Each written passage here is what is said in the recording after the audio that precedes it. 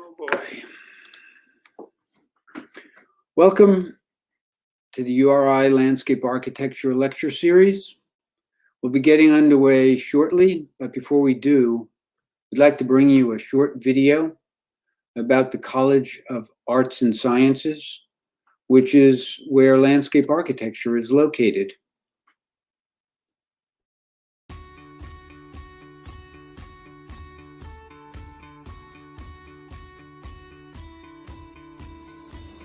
Nobody is going to ever replace the capacity of a human.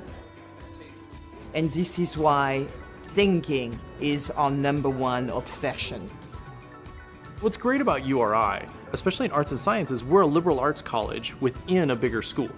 And so you get that liberal arts feel, but you also get the ability to do research. We, as the flagship school of our state, do cutting edge work. You have to really look at schools as a place to grow as yourself.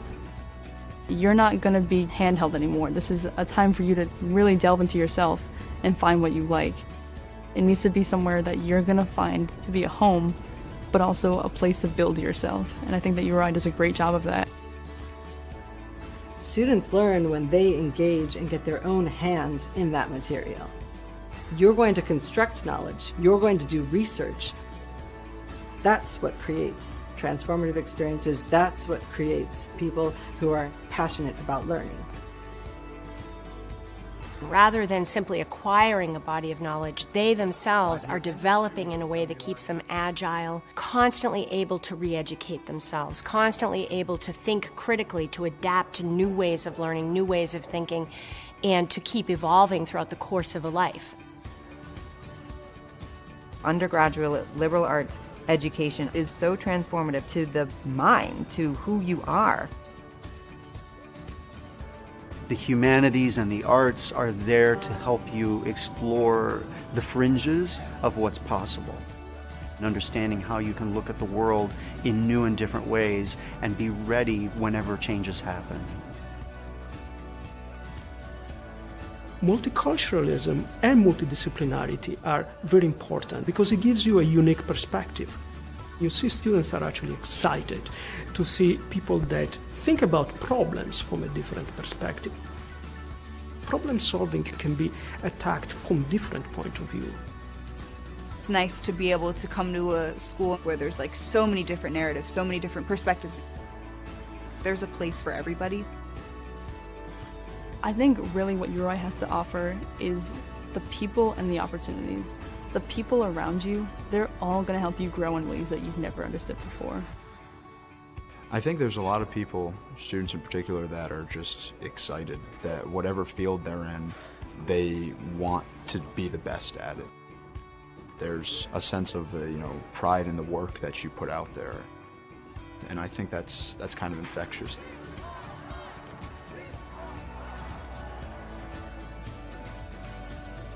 A College of Arts and Sciences education gives you the confidence to bring together all the strands that you value and apply them in ways that are fulfilling for you as an individual, but also resonate out. The thing that sets URI apart is that we as a faculty and as an institution ask our students not just what you can do, but who can you be? We're a small place, there's no denying that. I kind of think we're like a best kept secret.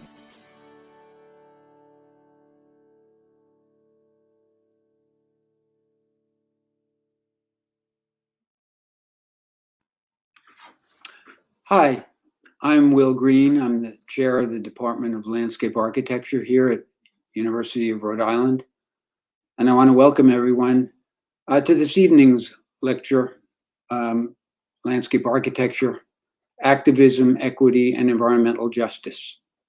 Before introducing our guest, I'd like to thank a few individuals who help us for each lecture that we run. Lisa Smolinski is our administrative assistant in the Department of Landscape Architecture. Leah Cooper is video and social media specialist in the Harrington School of Communication and Media, and she helps produce this program. And then we have two students, Lindsay Corsi and Miranda Yulm. They're both seniors in the landscape architecture program. We also have sponsors we'd like to thank. We have the College of Arts and Sciences, which helps us out, university libraries, the Department of Art and Art History, the Rhode Island chapter of the American Society of Landscape Architects, the G.P. Failla Endowment, and the LAR department from the University of Connecticut. Please note that during the lecture, if you have questions that come to mind, there is a comment box on the right side of your screens, and you can just type them in, and Lindsay and Miranda will be looking them over and sending them up to us so that we can ask the questions at the end of the program. Tonight, we are honored to have Mitchell Silver with us, Commissioner of the New York City Parks Department. I was fortunate to hear him speak at the 2019 ASLA National Meeting in San Diego. And after hearing him, I knew that I wanted him to join us at some point in the future in person. Well, that's not tonight. That'll have to be another time. But we're happy to have him with us. He's president of the American Institute of Certified Planners, past president of the American Planning Association. He's an award-winning planner with over 35 years of experience. He's worked in the private sector and held positions as planning director for Raleigh, North Carolina, policy planning director for the New York City Department of Planning, deputy planning director in Washington, D.C., and he was a town manager across the river in New Jersey. He became commissioner of the Parks Department in 2014, and as commissioner, he oversees nearly 30,000 acres of parkland. That's parks, playgrounds, beaches, marinas, recreation centers, natural areas, tennis courts, and other assets as well. He's a celebrated urban thinker. He's been elected to PlanetSend's list of 100 most influential urbanists in the world, a fellow of the Academy of Social Sciences, a fellow of the APA and the FAICP, and an honorary member of the American Society of Landscape Architects. We are most fortunate and pleased to have Mitchell with us this evening, and I want to welcome him, and he's here to speak with us. Well, Will, thank you so much for that very warm introduction, and it's such a pleasure to be here. What I'm going to talk about tonight is so timely. It's creating public spaces for all. And as I go through this presentation, we've come to this moment as our cities are urbanized, or even just places we can socialize or go to during COVID, we're beginning to see this fresh awakening about what public space truly means. And so I always like to start with a context. And I just need to know how to advance the slide. Okay, I'm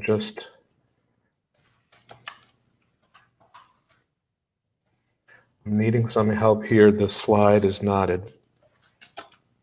There it is. So I always like to take a step back just to talk about the evolution. You're all students of landscape architecture, so some of this may be familiar with you, but if you go back to the origination of these green spaces, mid-19th century, this is a picture in Oxford, England. People talk about parks and gardens. These were spaces people strolled through. They didn't sit there to have a picnic. It was something they'd experienced by just looking at gardens and passing through. It wasn't a place where you did active recreation. It was more very passive recreation. And then the late 19th century to early 20th century, we had the evolution of landscape architecture. You're looking at Bethesda Terrace in Central Park, and it was a time in our history where we now shaped the land for people. And Umstead in his wisdom wanted to create these democratic spaces for all, regardless of your income or your race. This was a place that you can enjoy. And so that was the birth of this country. As we all know, it just changed the landscape, not only of our country, but the planet itself. Then we moved to the 1930s. Robert Moses recognized it was very important that we build these recreational facilities for people. Children were dying in the street by getting hit by cars and horse carriages and drowning in the river. And so he went on this mission to really create these recreational elements. And that's where parks and recreation came about. And here you're looking at one of the municipal pools that was built in the Robert Moses era. And that lasted really until 1965. We get to the late 20th century. Now we had the Industrial Revolution basically was coming to a close. Manufacturing was dying all over the country. And you had this precious industrial land, a lot of it near the waterfront, that was abused and needed to be healed.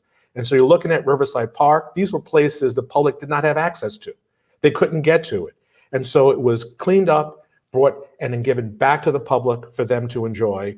And these are places growing up, I never had a chance to experience Riverside Park. This is right near 59th Street on the Hudson River. And then who knew we could take this abandoned railroad and create it into this three-dimensional experience. You're looking at the High Line. All of these were former industrial sites that were healed and given back to the public. And lo and behold, Brooklyn Bridge Park, I don't live far from this park. Growing up, this was a yard, this is a shipping yard, and now people are enjoying these incredible public spaces and views that they never, ever experienced before. So that's where it led up to us prior to the 21st century. And the big question is, what's next? And so when I became commissioner, we had to have this big conversation, is what is the value of parks in the 21st century? When the mayor reached out to me and asked me, would you like to come to New York City to be a parks commissioner? And I said, no. And he asked me why. I said, because parks is operations, I'm a planner. And he said, that's why I want you. We have to rethink parks in the 21st century. And so the mayor and I had this long conversation. I agreed to take the position and started to look into the value of parks in the 21st century. They're not just green spaces, but they're public spaces for people. And it's not just an amenity. They're a vital part of the city's infrastructure. We're now using it for stormwater. We're using it for the first line of defense against climate change. And more importantly, it's not just for physical health, but it's also for mental health. And I can tell you during COVID, this point has become more clear to the public. So they're not just these nice green amenities that sit in isolation in terms of absorbing carbon dioxide, in terms of cooling our city. Parks are serving multiple purposes, and so the value of parks is increasing tremendously as we go forward. So as I challenge my staff about what's next, I will talk about equity, access, and inclusion, embedded in planning and placemaking, something we really weren't doing before in parks, and then some of our other initiatives, which I will not have time to talk about, but these are the 5 things we're pursuing under my tenure: resiliency, sustainability, caring for parks, not just maintenance, and then really using innovation and technology to push our park system forward. So I'll be discussing, as I said, equity, access, and inclusion. And for me, that's really the essence of creating public spaces for all.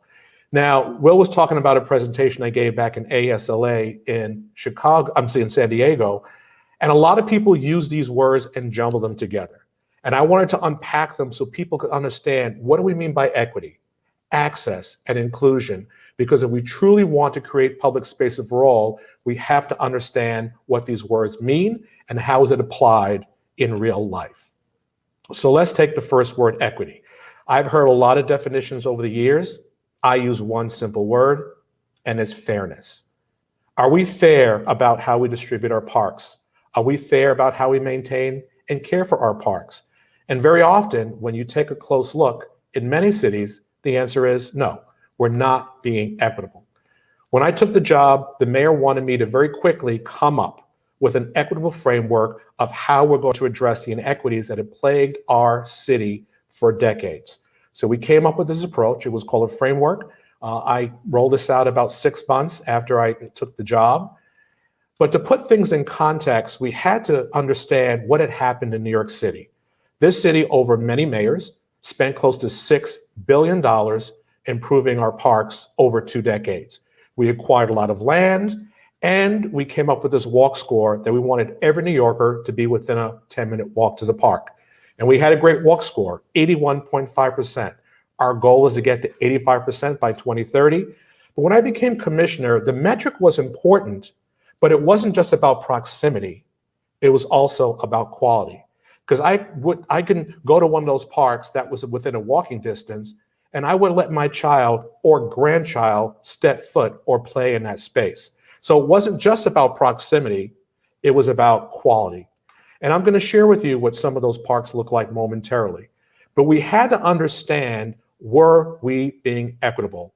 So we decided to look at a 20-year history to find out, of that $6 billion, how many parks were left out that received no or little investment over a 20-year period. Now think about that. That's going from kindergarten to college, no investment in that neighborhood park. And it turned out there were 215 parks hiding in plain sight. Seniors and children did not have a quality space where they can grow and thrive, yet they would go to other neighborhoods that were more affluent and saw their parks being redeveloped.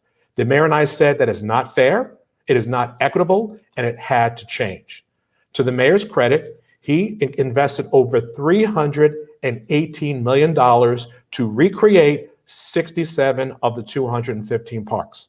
That was phenomenal and unheard of in New York City's history, to take that effort to really address the inequity that had plagued our city for over 2 decades.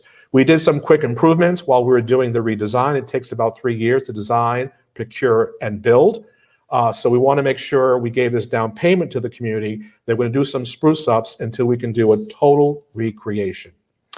So here is one of those wonderful Robert Moses playgrounds. As you can see, there's a lot of grass you can roll around in, and you know, here it is, asphalt, high fence. These are the kind of playgrounds I grew up in Brooklyn.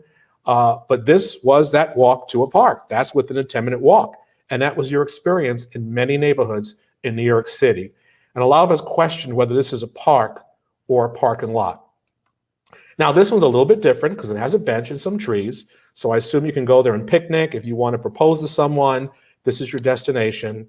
I'm kidding, but again, this was that park that counted as your walk to a park. And to me, it's not about proximity, it's about quality.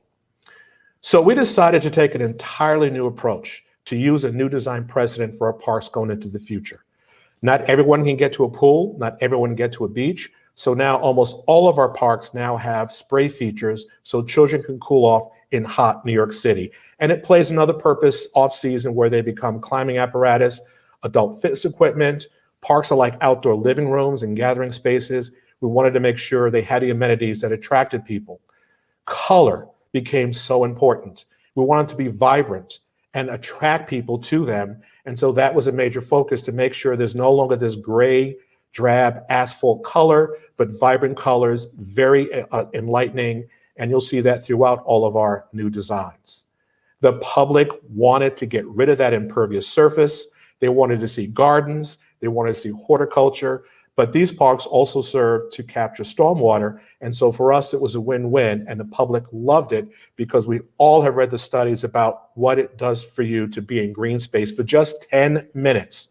Starts to reduce stress and reduce anxiety. And so this is now a major feature in all of our parks, including getting the gardeners and the staff to make sure they can maintain this so it stays this beautiful.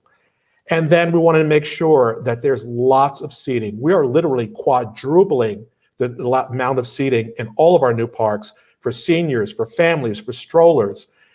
We just want to make sure these become destinations. If these are outdoor living rooms, you got to have places to sit and relax and eat and play chess and converse. So that is also part of our design.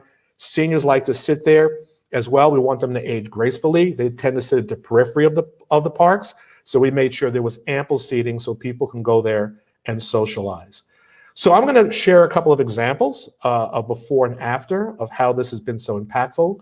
The first of these projects was in the South Bronx, is right next to community college, called Hostos Community College. Here is the entrance. Again, very foreboding. It's not a pleasant place to go. It's within that 10-minute walk. This park, however, had vegetation. Unfortunately, it looked like this. So when I talk about not letting my child or grandchild step foot in this playground, that's what I'm talking about. This was in the walk score. This was included, but this is not something, in my opinion, that would be beneficial to the community. So we went through a design process, we eliminated the walls. Instead, we had one set of stairs, everything else were all ramps, so that seniors and strollers had easier access into our public spaces, made sure there was something for everyone, a nice lawn for the students where they can relax and communicate. And this was the rendering. And you can see now it is totally transformed. It's a place for people of all ages to gather. And we opened this up at the end of last year. So this is now what it looks like. You see the community college in the background. Because it was opening day, schools were closed. So I'm sure once schools open, this is going to be the destination for people to connect, to study, to meet up, totally transformed. Now this is a park that I would enjoy walking to if I had a 10-minute walk, not the way it was before. Going to another playground. This is one that was overtaken by bad activity. Once we shut it down, it moved all the bad activity away. And the young kids, even though this was a playground on paper, would never go into this public space. We got a community group to partner with us, and I'll never forget on opening day, there were over 250 people waiting in line to go into this public space. I'll never forget that little girl on this hot July day, just enjoying the spray mist on her face. And I remember her grandmother came up to me and says, "Muchas gracias. I can't go away for a vacation. This is where we come for vacation. You gave us a place where we can go every day. And so I cannot tell you how this playground is populated all the time. And all that bad activity is gone. Good uses push out bad uses. We don't have to put up high fences or security, just activate it with young people and their grandmothers and mothers. And believe me, that bad activity would go away." I always use this image because this one was quite moving. This was opening day, another asphalt playground that we transformed with synthetic turf, a track. We had new planting beds, and a little boy, about 8 years old, Hispanic, would not come in to this park opening day. And I couldn't understand why. We had all the fun, the activities, and one of my staff members went to the little boy and asked him why wouldn't he come in. And he said he didn't come in because he didn't know how much it cost to go into that park. He didn't expect something that nice in his neighborhood. And you see him right there on the track running around. When you saw his eyes lit up when I said, "This is free, this is for you," I know his life and all the children in that neighborhood life will be changed because they did not experience a park like this before. This was not something that they were used to. And by understanding the importance of equity, that everyone deserves a quality park, his life changed that day. And so this is why this work is so important to me. It is real. We've now finished 50. Oh, I'm sorry. I have a couple others before I get to it. We also felt the lack of dignity with our municipal pools. There's a whole history of racial segregation when it came to our municipal pools. In New York City, they fell into a horrible state of disrepair. While that program, CPI, was a $318 million program, this one was relatively inexpensive. We decided to change the look of our pools, and we decided to call this our Cool Pools Initiative. One, we wanted people to cool down, but we also wanted people to be cool and be cool. And so with some paint and $170,000 per pool, we focused on transforming our municipal pools from this to this. Using some paint, our staff in-house graphics, we decided to make this not just a pool, but a place, a destination. The community is now calling this the resort. Usership has increased well over 50%. There are now lines to get into the space. And we have all the cabanas, we have beach umbrellas, we have the chairs for both adults and for children. This has been an amazing transformation. And you can see even the Marco Polo on the edge. Now the community, as I said, is calling this a resort. And I remember when the press came out, they said, "I cannot believe the transformation," because we felt that we wanted to give the residents dignity of our parks and recreation system that they can be proud of and enjoy, and not see those neglected facilities that existed there since the 1970s. We're taking CPI, the Community Parks Initiative, and scaling it to even larger parks. This is called our Anchor Parks Initiative. The goal of this one is that we're going to invest $150 million in 5 neighborhood parks, 1 per borough. And the goal is simple: Rather than building a new park, why don't we just make old parks new again? And that's what we were able to do. We did one per borough. I'm going to share with one of them that just recently was completed. This is High Bridge Park in Manhattan. I still don't understand what those red serpentine retaining walls are. I keep telling my staff I'm trying to track down who the designer was. It made no sense whatsoever, but this was the space, the premier space of gathering for a lot of residents, because this is in northern Manhattan, a lot of elevations and steep drops. And so we wanted to take this new approach of adding quality work to this park, and it went from what you saw to what it is here today. This one also opened up last year. Because it was wintertime, we don't have good visual shots, but the community is overwhelmed. When a little boy saw the rendering of this one, he kept looking at his mother saying, "Mom, this is for us. This is for us." And so this one has already been a huge hit in the community, just elevating the access to quality parks. Again, this had not been touched in over 2 decades. So of the 67 parks, we've completed now 52. When we're all done, we would have transformed 70 acres of urban parkland. We've been able to attract friends groups to help us maintain these parks. We found when there were volunteers, they do way better. There's no vandalism, there's a lot of public support, and usership has increased 50% compared to other parks in the neighborhood. So this has just been a win-win, and we're just so excited about it. I'm now going to talk about access. And for me, access is really to be free of physical, cultural, financial, and legal barriers. It is our goal to make sure our parks are accessible as possible. You know, I believe that people may eat and sleep in their homes or apartments, but they live in the public realm. That's where life takes place. And when I worked with my staff, I want to understand what our role is. Previous generations were consumers of goods, but the newer generations are consumers of experiences. And we should not just be designers and planners, but we should be experienced builders and understand what the residents want. What is the experience in the public space? If you have a bench, there better be a view. There better be a way of having a conversation. Don't just plop something down because it's part of your checklist. You're building an experience for the residents. So we're now challenging people to reimagine the public realm. You're now looking, that was asphalt. This was underperforming asphalt, a street bed for traffic. And just by putting in some chairs, some plants, and a kiosk for food, we transformed this space in the Flatiron District. People are there because they enjoy the experience of looking at the Flatiron Building. Madison Square Park is next door. Italy is across the street. This was asphalt, and now it has a true purpose.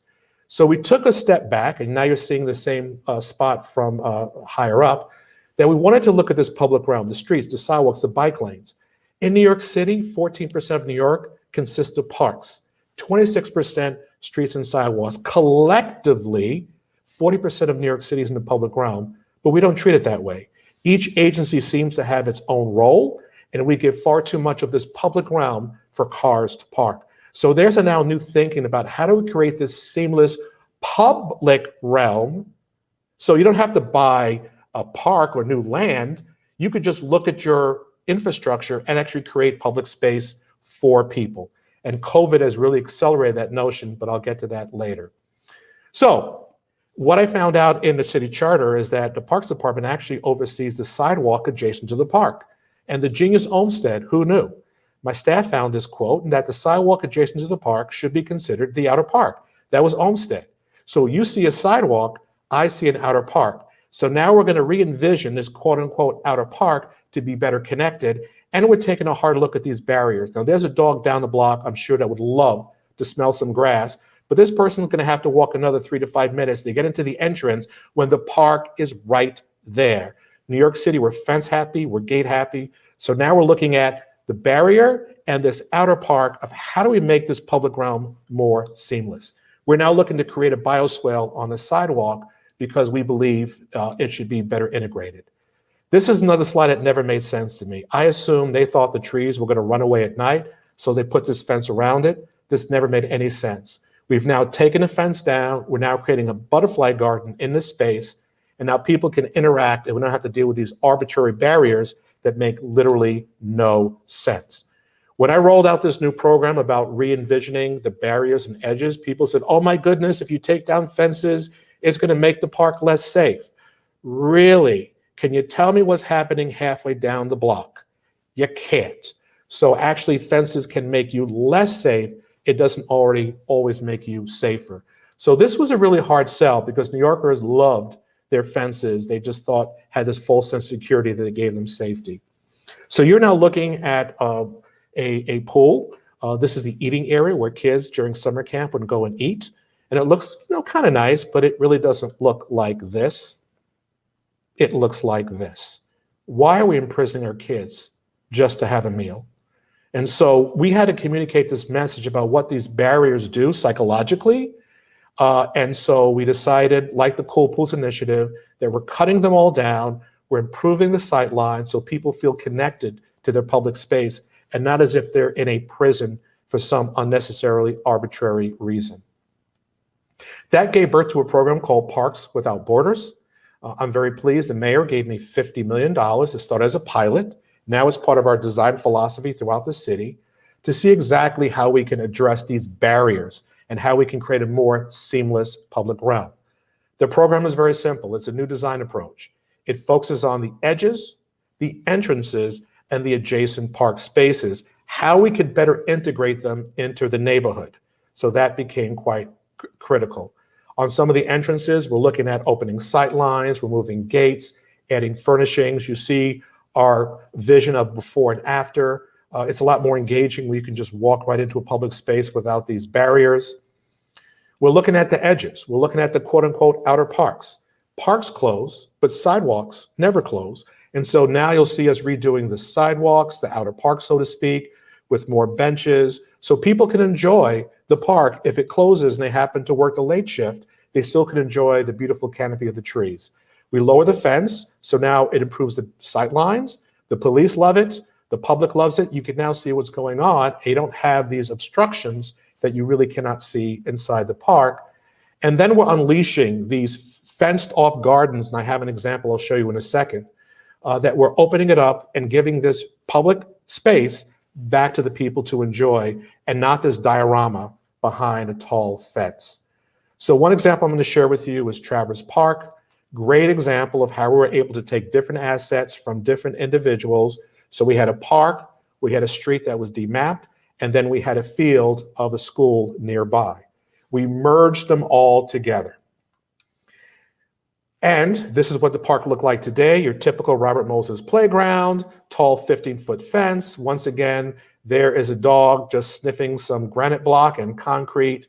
The person walking or woman walking the dog is not even looking into the space. There is nothing to look at. So I want you to take note of where those trees are located, because this is where we're able to change the entire experience of this street. The design called for us to pull the park out into the outer park, put tree wells and gardens around each one of the trees, and bring the park experience out. So you can't tell where the park begins and the sidewalk ends.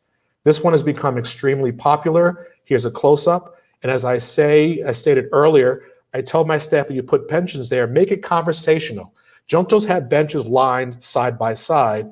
Put them on perpendicular, because people have conversations with one another. And so just don't have it lined up. Make sure it's that outdoor living room where people can connect. Here's that street that was demapped. This is how the public was using it. It's now been converted into this beautiful plaza that connects the various spaces, the field from the school and the other park space. And then it was completed about 2 years ago. This is when the park is closed, and as intended, people are out there on a hot summer night. The park is closed, but the outer park, the sidewalk, does not close. And that's exactly what we wanted to see. People of all ages, perpendicular benches, having conversations, enjoying the coolness of the night in the outer park. This is the example I told you. This is a garden triangle that had a fence. You couldn't access it. It made absolutely no sense. So you all know I'm an avid runner, and I'd run past this saying, this makes no sense. And here's another view of it, just a garden behind a tall fence.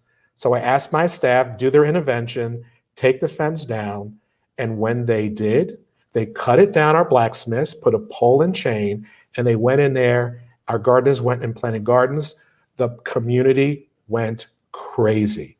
They could not believe with just that small intervention, it changed the entire mood of the neighborhood.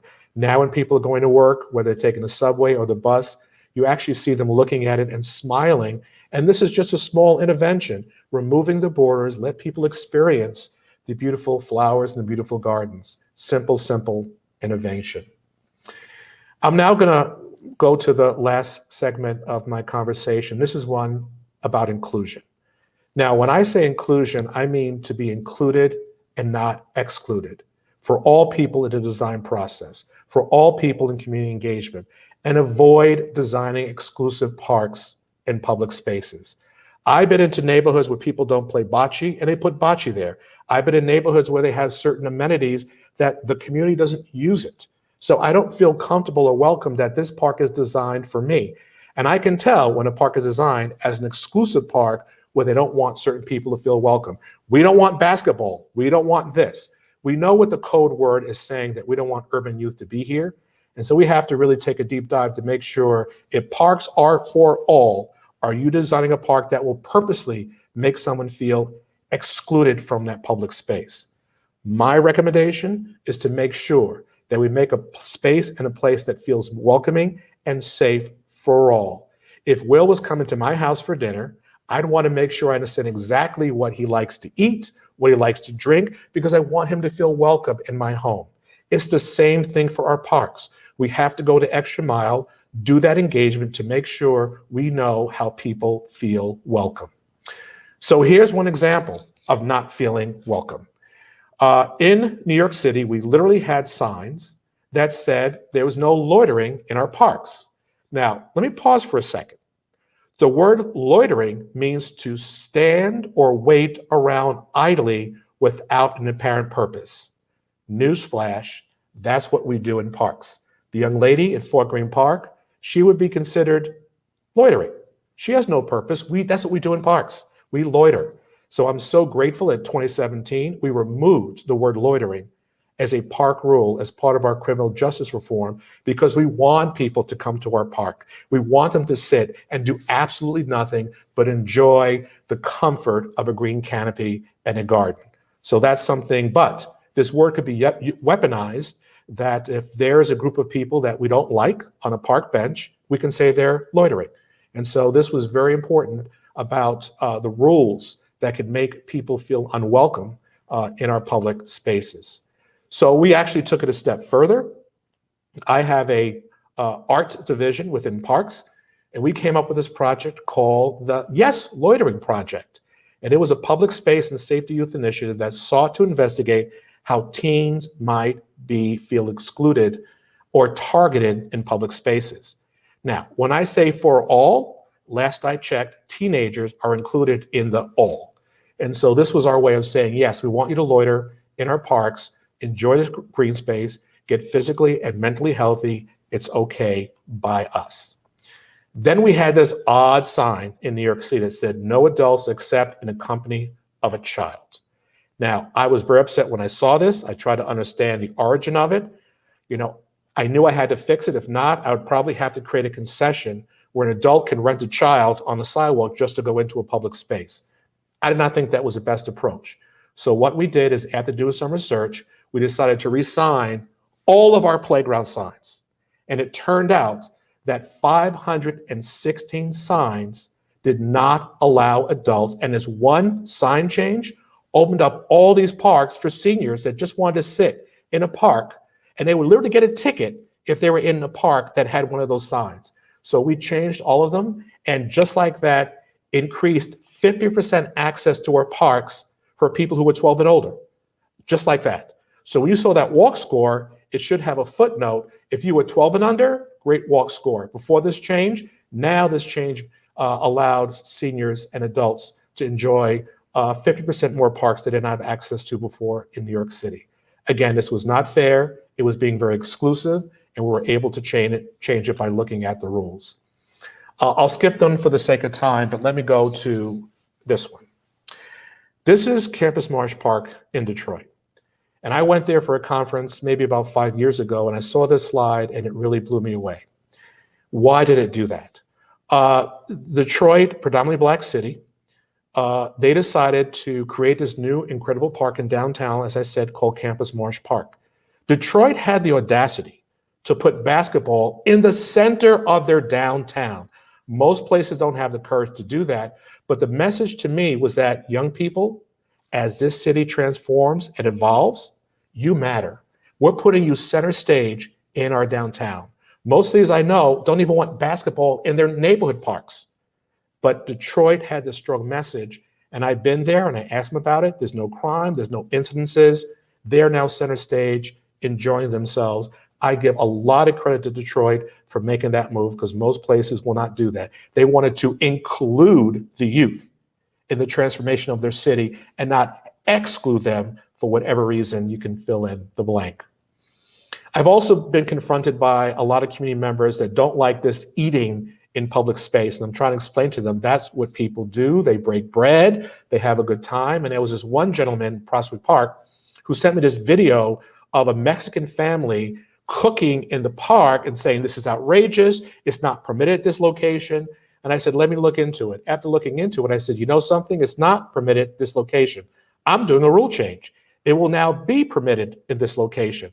I don't want this family to walk a mile across the park to the designated eating area. They were doing no harm. And so for me, parks are for social gathering. I want to include people, make them feel welcome. And so we made a rule change to make sure that that part of the park actually does allow eating and barbecuing.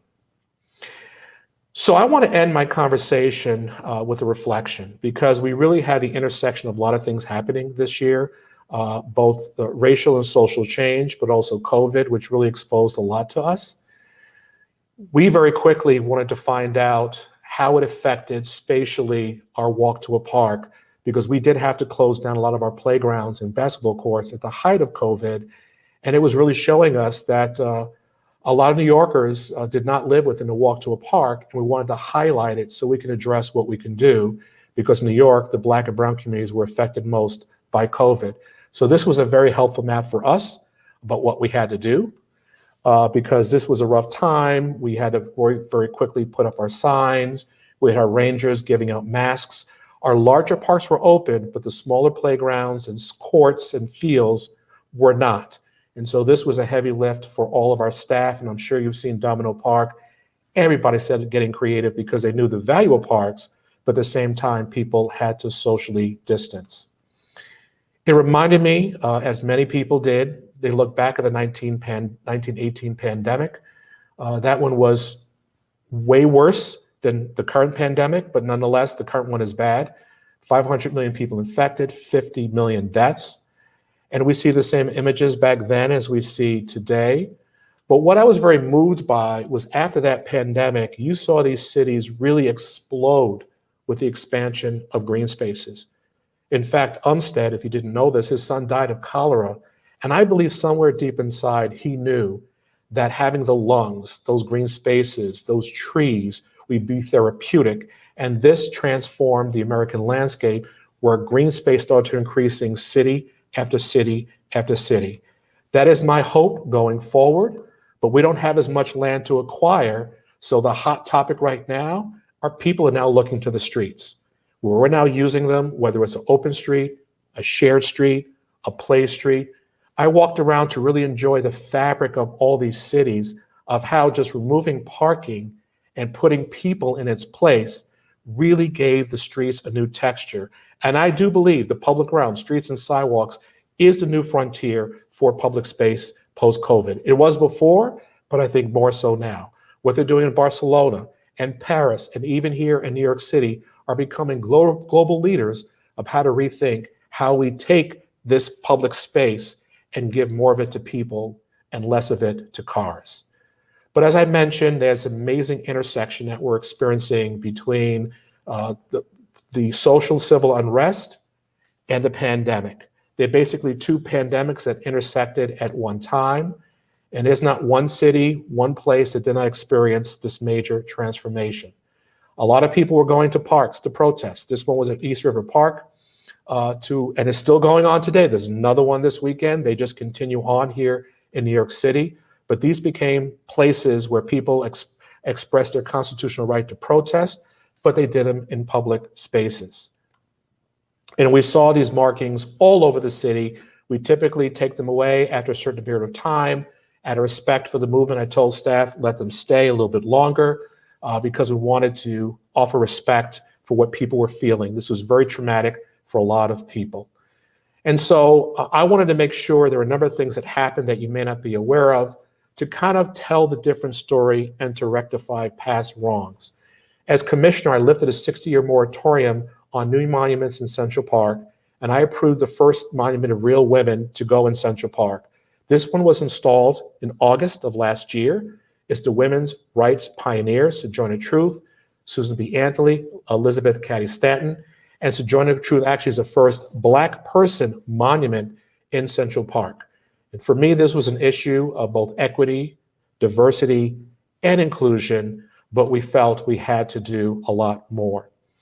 After the death of George Floyd, I held a session with just our Black employees because they were feeling so much pain. One, about what they were seeing in the protests, but also the pain they were feeling personally.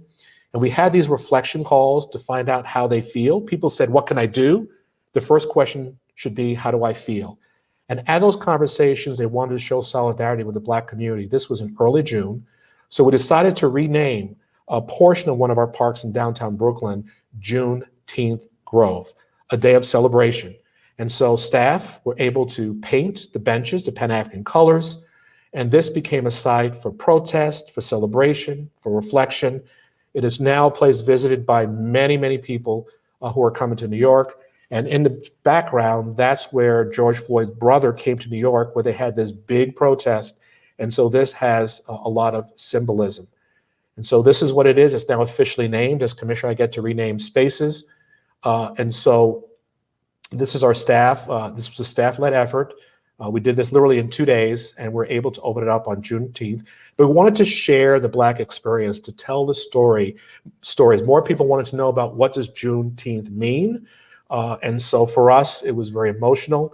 I had the opportunity, so we painted 19 benches and planted 19 trees.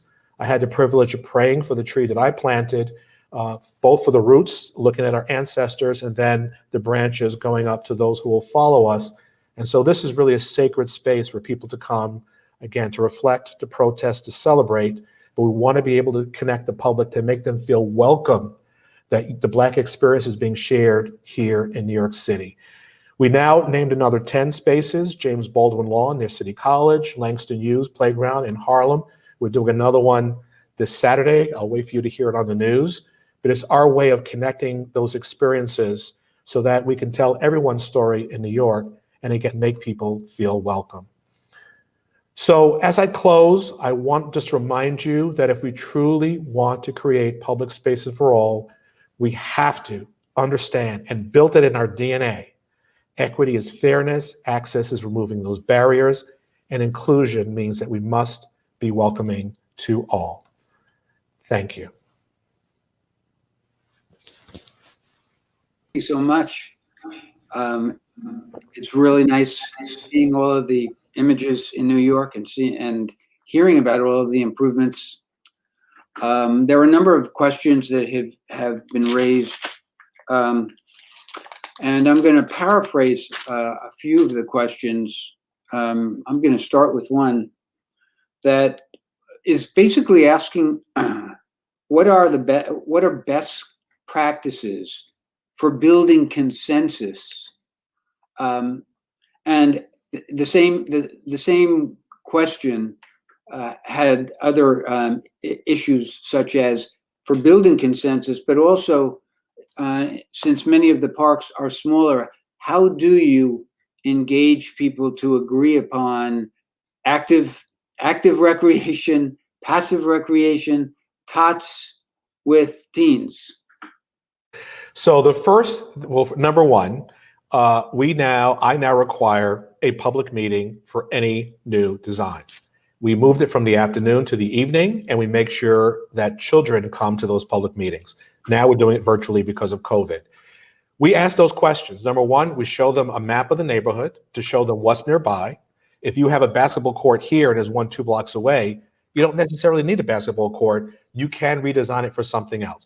So the first thing we do is we show them an area map, what's within a walking distance, and then we ask them, do you want this more passive and active? And we literally have boards to show them here are all the choices for active, here are all the choices for passive. And then they set the program. We come back with the bubble diagram, but they set the program. And then we also check the demographics in the room, because very often we want to make sure we know the demographics of the neighborhood so that we're truly representing who lives there. If we don't feel we have good representation, then we go out again to make sure that we're hearing from all the voices. Once that's done, we're able to have those conversations with the residents. And then what we like about it, particularly the kids, there's more buy-in because they're saying, you know something, I helped design that public space. Now I have a vested interest to make sure I take care of it. So it's the proper public engagement, making sure it does reflect the community, because I don't plan for just who shows up. I want to make sure I plan for those who represent the neighborhood. So it does take additional work. We leave our comment section online, and then we have community coordinators that go out into the neighborhood to make sure we're truly representing all the people that live in that community. So there's a question here. What was your most successful project in renovating public space? What did the city do about funding for projects in low-income communities? That's the same question. I'm not sure they both come together, but they're both important concerns. The city is not. You've already. Yeah, I have to give the mayor. Yeah, I have to give the mayor credit. To invest that much in neighborhood parks, to me, was astounding. For me, the most rewarding project is the Community Parks Initiative. I went to some of those spaces. I saw what they look like. And when they were done, I can tell you story after story. When I was in Staten Island, we just finished Maggie Howard Playground. It was then called Stapleton Playground. And there was this big African-American man, 6'3". He said, I grew up here all my life. And he approached me. He kept saying, what are you doing here? I thought nobody cared. And, it's stories like that that touch me, because these are places that have been neglected. 20 years, that is a long time. So to invest in those neighborhoods and now see people playing, getting healthy and connecting, and now becoming stewards and volunteers to help care for that space, it's really bringing the community together. So to me, hands down, the Community Parks Initiative by far has been the one that's more personal to me, more moving to me, and it's something that's really showing how it's bringing the community together. So there's a question about the length of time that it takes to start a new project initiative, such as your Parks Without Borders initiative. When it starts, how long does it take to have the funding in place? Well, this is where my planner hat comes in. I don't like to start projects until I have the funding in place. When we floated the idea for Parks Without Borders, we went to the mayor. He first wanted me to check with the police department because he kept saying, wait a minute, you're moving fences, you're lowering fences. Once the police department signed off, we tried as a pilot. So I had $50 million. So we knew exactly how many projects we can do. We did about 100. 40 million was set aside for what we call these, there were some of the key projects that we wanted to initiate. Then we had another 50, which were value added to other projects already in the pipeline. So typically what I do is I make sure I have the funding so that when I'm coming to a community, I'm like saying, oh, no, this isn't wishing. I have the money in the bank. Let's talk about how we design it. And so I have to make my case to the mayor. For Community Parks Initiative, I got 318 million. Parks Without Borders, 50 million. Anchor Parks, 150 million. Cool Pools, we had maybe a couple of million. So once I have the funding, I know how to implement it. So from my perspective, that's what I do. It takes us anywhere from 3 to 5 years to go through design, procurement, and construction. It depends on the complexity of the project, but now I've gotten it down to about 3 to 4 years. And so that's why I was able, so far as commissioner, I've completed over 800 capital projects, and I've been here for about 7 years. I have a question for you. So there's a lot of design work going on. Who is designing the parks? How are the designers selected? And how much of the time is spent in design versus engagement? Great question. I've been told I am the largest employer of landscape architects on the planet. I have, working for parks, about 400 landscape architects, and engineers that work for parks. Now, split up between sites and buildings. When it comes to sites, which means there's no building, 80% of that work is done in-house by staff, and we outsource about 20%. When it comes to buildings, we do about 30% in-house and 70% we outsource to engineers and architects. So a lot of that is, and we have a whole timeline. We spend about 9 to 12 months on design. That includes the public engagement process because they have to convert these to construction drawings to go out to bid. So that whole process, I would say engagement is 9 to 12 months depending on the complexity of the job, but that does include producing the construction drawings as well. So the engagement process is the front end. Usually we do that in about a month. We go back to the community to get their endorsement. And then once we have it, we move toward the actual design of the space. Just as a follow-up about the community engagement, you said you've moved meetings from the afternoons to the evenings. How do you ensure that you have single parents and others who are working? How do you get their feedback? Well, like I said, we do have community coordinators. We have other ways. If we don't get a good showing at a public meeting, we supplement it by other ways. So we have community coordinators that have relationships with all the local parks, the schools. And so very often we'll have it maybe in a public housing community room. We'll have it in a school. And that generally works because in New York City, people love their parks and playgrounds. They will come up. If they know that there's $5 million to transform their space, they show up. And so we actually have people that will, if you are a single mother, we have a table for kids and we have a facilitator for the children. So that shouldn't be excused. You can be at the adult table. We have kids on the other table. We have translators. So we don't want English as a second language to be a barrier. And so we think all that through to make sure it's a great experience for kids. We have food. That's always an attraction. The kids get to the food first. And so we just want to make sure not just our parks are welcoming, but our public engagement, public meetings are also welcoming. So what are your predictions for the future? You started talking about streets and sidewalks, which certainly were proven to be quite successful in many different cities. Where do you see things going? Well, I do see an evolution. I mean, when I first became commissioner, I made a lot of news by saying we needed a public realm czar, and they thought I was positioning for a new job because I saw the split between different jurisdictions. Like, for example, the average citizen does not know if they're walking on Department of Transportation property or Parks Department property, and they don't care, but the agencies did. We do have this relationship now. We're working better together. I do believe a total rethink about the public realm. It's happening in Barcelona. It's happening in Paris. And now we're looking at Union Square in New York. We did it in Times Square, where we shut off an entire road and gave it back to the people. I do believe this is the wave of the future. So if you're an urban designer and landscape architect, to me, the action is the streets and the sidewalks. A lot of people can't acquire land to build a park, but you could take a street, you could take a sidewalk and create a dynamic public space. So I do believe that is the future. It's being talked about more and more. A lot of us have been talking about it for the past 10, 20 years, but COVID really elevated that more to the forefront. And then bold cities like Barcelona and Paris, and now New York City is showing how it can get done. There's a question about ranked choice voting. I'm leaving that one entirely alone. That's out of my realm of expertise, although I guess I'll be doing it come June when we have our first primary.